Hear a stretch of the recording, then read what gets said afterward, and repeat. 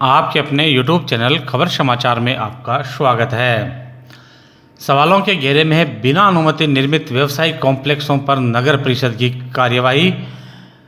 चोरों ने तोड़े 2 दुकानों के ताले। दूलियाबास में भागवत कथा श्रवण करने उमड़ी महिलाएं।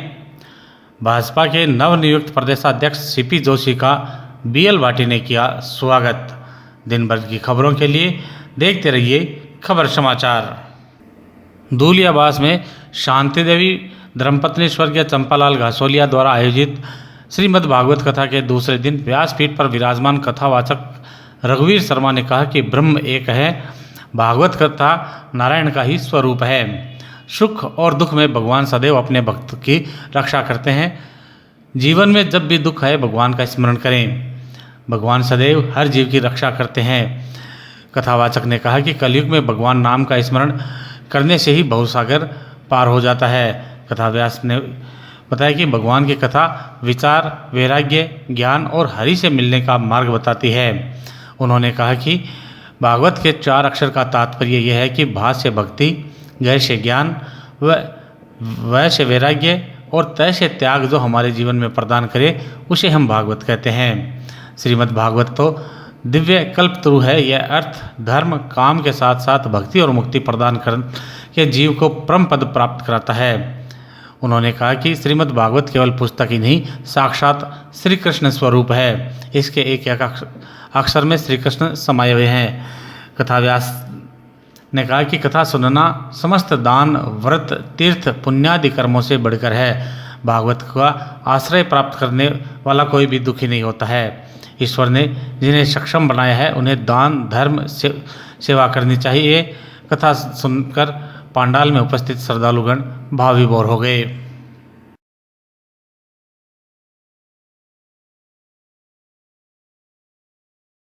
भाजपा के नवनियुक्त प्रदेशाध्यक्ष सीपी जोशी को भाजपा नेता बीएल भाटी ने बधाई दी है।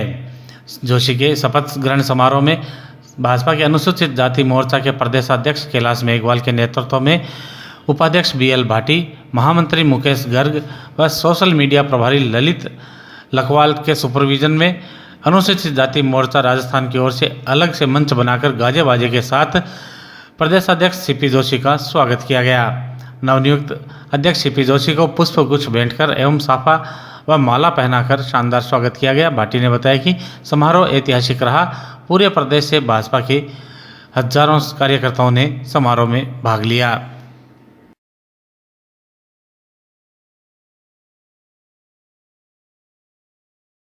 शहर में चोरों ने 2 दुकानों के ताले तोड़कर चोरी की वारदात को अंजाम दिया है।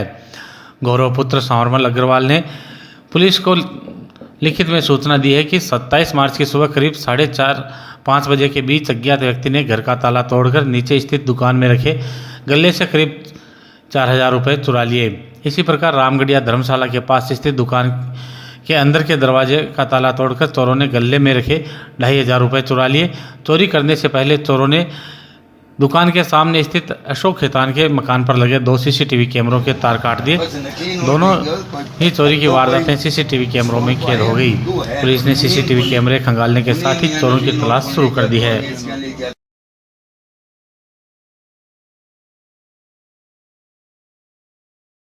शहर में कुकुरमुत्ते की तरह उगाए बिना अनुमति निर्मित व्यवसायिक कॉम्प्लेक्सों के मुद्दे को विधायक मनोज मेघवाल द्वारा गत दिनों विधानसभा में उठाने के बाद नगर परिषद प्रशासन ने अपने हाथों को उजला बताने की कवायद करते हुए 2 स्थानों पर पीला पंजा चलाते हुए कार्यवाही को अंजाम दिया है।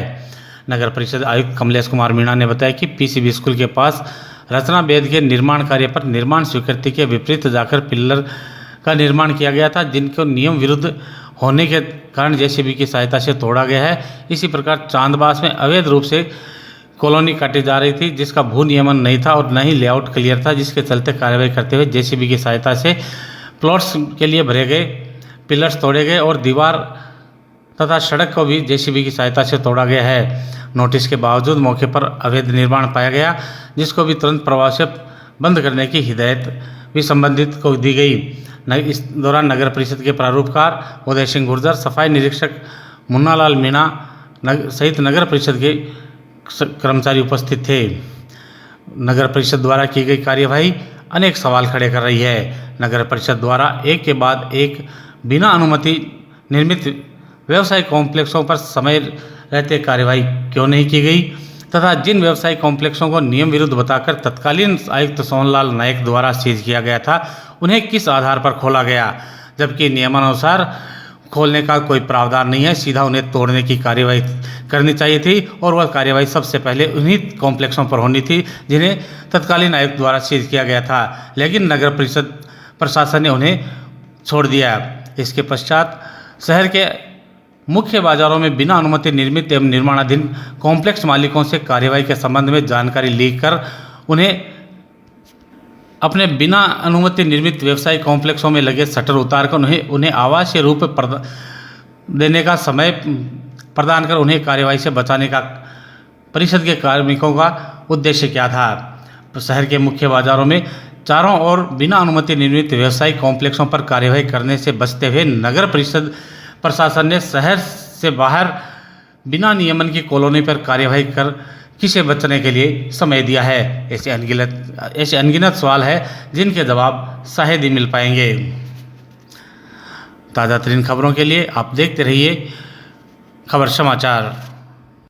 नहीं, ये दोनों ही तरीके से है, क्योंकि उनके द्वारा भी आवाज उठाई गई थी कि जो शहर के अंदर पूर्व के अवैध कॉम्प्लेक्स जब ये बने हुए थे वहाँ दुकानें अधिक हो गई थी तो पार्किंग की इनकी सुविधा नहीं मिल पा रही थी, जिसके कारण इस तरीके की उनके द्वारा आवाज उठाई गई थी। इसके तहत जो हमने अभी वर्तमान में हम जिन जो भी भूखंड करता थे जिनको हमने परमिशन दी थी, जिनमें हमने पार्किंग छुड़वाई थी, उन सबको हिदायत के साथ में जिन ने अगर स्वीकृति के विपरीत कार्य किया है तो उनको ध्वस्त करने का कार्रवाई की जाए। भविष्य में किस प्रकार की हिदायतें हैं जो अवैध निर्माण करता के प्रति आप? उनको सबको हम ये कहना चाहेंगे कि जितने भी जो भी बनाना चाहते हैं नगर परिषद से परमिशन ले और जो नियम के अनुसार उनको परमिशन दी जाए उसके अकॉर्डिंग बनाए। यदि उसमें पार्किंग की सुविधा छोड़ी गई है तो पार्किंग की सुविधा पूर्ण रूप से छोड़े, ताकि वो और जो ग्राहक उनके पास में आते हैं उनको पूर्ण रूप से सुविधा मिल सके और उनका व्यापार अच्छी तरीके से भली भांति चल सके। सर, गांधी चौक में कुछ अवैध निर्माण है, उनको भी चिन्हीकृत कर लिया गया। सब पे ये कार्रवाई सतत है, ये लगातार चलती रहेगी।